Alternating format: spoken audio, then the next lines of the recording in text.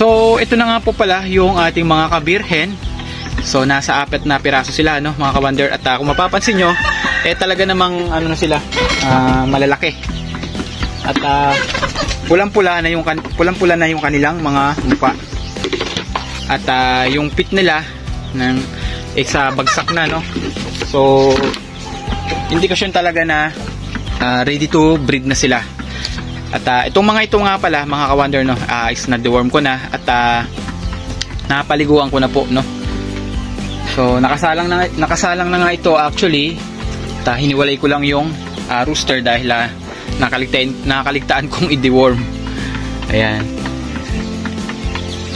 5 sila. Actually, mga ka-wonder, 5 sila. Yung isa kasi hiniwalay ko na rin. Gawa nung biglang namilay.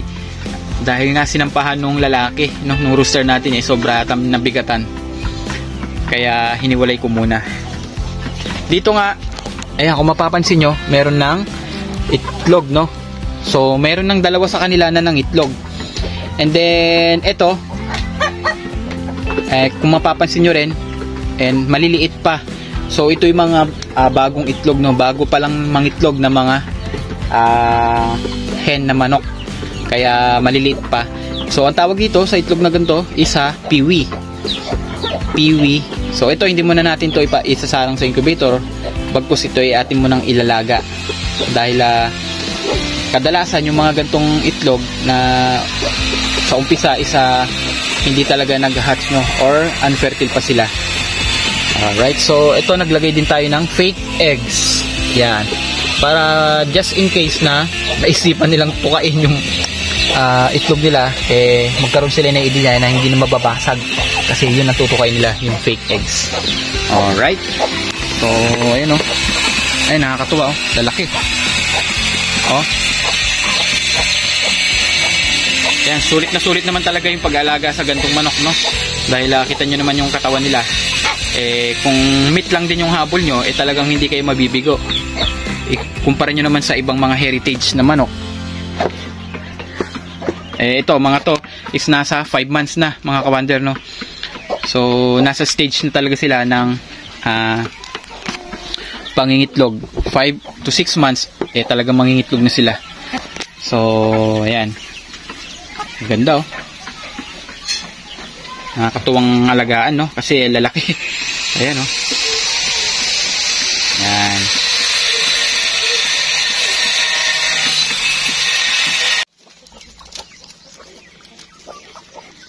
And then ayan naman, no, mga ka-wonder, dito mapapansin nyo, ito yung 2 nating rooster, no. Ayan. Ito yung 2 rooster natin na kabir, no. So ito yung ano na to, pinalaki na natin dito, anak nung kabir natin na malaki na isa, yung tatay nila. So ayan. So ito yung mga nagbibinata pa lang ho at nag-uumpisang kumasta or mga asawa.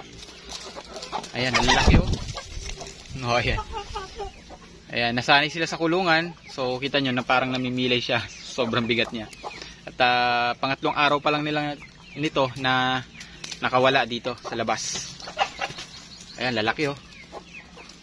Ayan, sila na yung gagamitin natin para mag-mate dito sa ating mga native pa dito sa labas, no. Ayan. At yung tatay nila is gagamitin natin for breeding, no. Ayan. Okay. At ito naman po yung natin, no, mga upgraded natin na native, no. So bali yung ginamit nating rooster dito sa hen na to, yung native natin na yan, is yung kabir. So ayan, kung mapapansin nyo, mga ka-wonder, ayan, ang lalaki na nung mga sisiw niya. Ito yung mga 5 days old pa lang, pero ayan, kita nyo naman yung mga sisiw niya isa malulusog at malalaki. So ang ganda talaga ng resulta, no, kapag ginamit natin pang upgrade ng ating mga native yung rooster ng kabir, dahil talagang sila, makatawan at malalaki talaga. Ayan, legit na malalaki. Ayun, ang gaganda, oh. Bali 10 eggs yung hinatch nung inahin natin, pero siyam lang yung nagtuloy na napisa. So merong isang hindi napisa. So it's good, no? Halos na mapisa na rin niya lahat yung itlog niya. Actually dito, meron pa tayong hindi dito. Ito, bata pa kasi ito eh, kaya hindi ko pa sinasalang yan. Nasa 3 months old pa lang ito, no? Ayan. Tapos ito yung isa na hen natin, no? Ito yung isang hen. So siya yung namilay, no? Sinampahan ng ating rooster na kabir. Namilay siya. Pero ngayon, okay na. Ayan, no? Medyo maayos na yung lakad niya. Compare nung mga nakarang araw, ayan. May konti pa rin, pero so far is maganda na. Nakakapaglakad na siya ng maayos. Yan. May mga chicks pa rin naman tayo dito ng mga kabir. Ayan. Oh, lalaki rin, no? Lalaki na. Meron pala dito, no? Papakita ko sa inyo, mga ka-wonder. Ito yung upgraded na. Ayan, upgraded na ng kabir at saka native. So, ayan, lalaki na rin, no? 1 month old, pero ayan, lalaki na niya. Upgraded. Ang ganda talaga pag pang-upgrade yung rooster ng kabir. Ayan. Mabilog. So ayan mga ka-wonder, no? Meron din tayo dito mga giant na manok. So ito may dugong Indo-Gigante to, no? Isa ito sa mga experimental breed ni Sir Alvin, no? Si Sir Alvin nga po pala siya po yung breeder ng mga IG tsaka Dumpo sa Quezon City. At ito yung binigay sa atin, no? Isa to sa mga experimental project niya na breed. Ayan, kung makikita nyo, straight comb siya. So ayan, napakabait ni Sir Alvin dahil binigyan din tayo ng dalawa. Ayan, no? Dalawang lalaki. Ayan, dalawang rooster. Ito lalaki, oh, tangkad. Itong tangkad na itong isa, oh. Nasa around ano pa lang to, magto 2 months. Hindi ako nagkakamali, no? So ayan, meron din tayong rito, mga giant din na manok. So itatry din natin tong i-cross sa ating mga kabir at makikita natin, titingnan natin kung ano yung magiging resulta. So ayan, lalaki, oh. Ayan, shout out nga pala sa iyo, no, Sir Alvin. Ayan, ito yung kanyang galing sa kanya. Ganda, oh. Laki.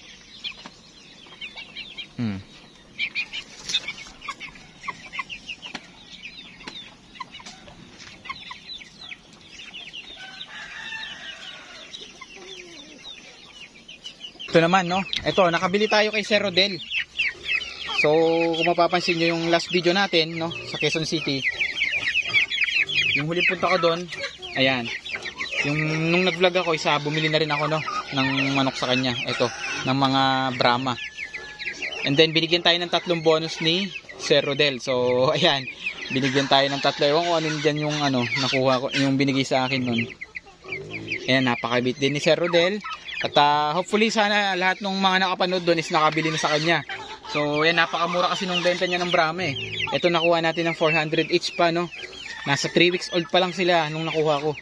At ngayon more than month na sila. 1 month na and 2 weeks and 1 week or 2 weeks na yata sila. So ayan, lalusog, gaganda, oh, kasi vaccinated na to eh. Kaya ayan, mga vaccinated na yung mga manok ni Sir Rodel. Kaya ayan, oh, lalusog, oh. Ayan, mga hindi man lang nakatikim yan ng mga sakit mula nung dumating sa akin.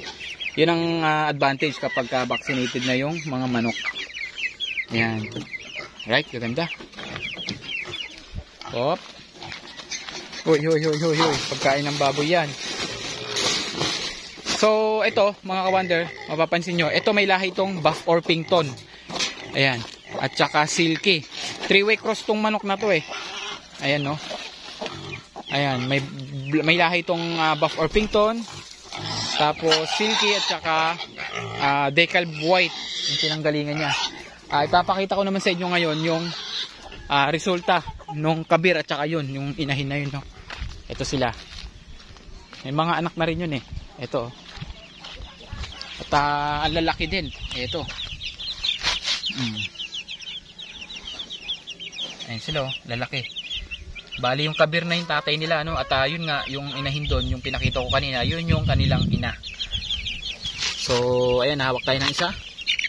Ayan, kung mapapansin nyo, talagang bulto yung katawan nila. Gaganda, ayan, no? Nahatch to nung February 18. Yan, February 18. Alright, so ayan, no? Gaganda. Tsaka tingnan nyo, isang kulay lang sila, oh. Ayan. Pero lang yung black na yun, ha. Yung, iba yung mother ng black na yun, eh. Yung isa nating upgraded na native hen. Ayan. Lulusog, oh. Meron dito, eh. Sobrang laki. Ayun. To. Ayun, oh. Laki ng katawan niya. Bilog na bilog. Ayan. Tapos meron din tayo dito ang dalawa na dalawa na ayan, mga pure kabir. Dalawa. Ayan, mga pure to. Ayan, nakahiwalay sila. Hindi ko muna hinalo doon kasi binubuli nila. Mas malalaki yung mga naunang sisiw, eh.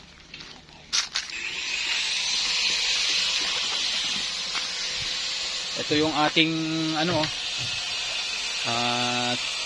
kabir na rooster. Ito yung pinaka natin dito, pinaka alpha kung tawagin, no, pinaka malaki nila. So ito binukod ko muna dahil nga diniworm ko, kaya binukod ko muna siya doon sa inahin, sa mga inahin na mga kabir. So yun, no, nag-start na nga, yun nga yung update dito sa ating manukan.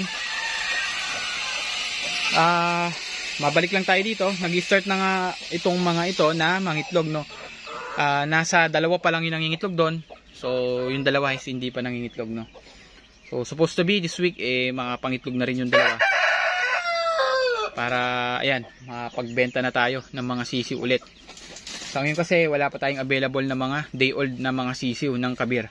Dahil nga yung hen naman natin na pinakauna is tumigil ng itlog, no.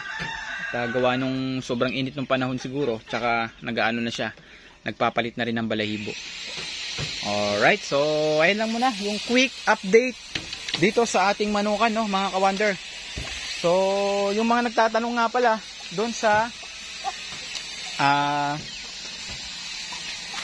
address nung last video natin, no, ng mga Brahma kay Sir Rodel. So posted na po yun, no? Nakalagay po sa video yung complete details nung may-ari, no, si Sir Roderick or Sir Rodel. Nandun po at pati yung contact number niya. So kontakin niyo na lang po siya para direktang makapag kayo sa kanya, makapag-update or makapagtanong ng mga available na mga Brahma. Alright. Ito, bumalik ulit, oh.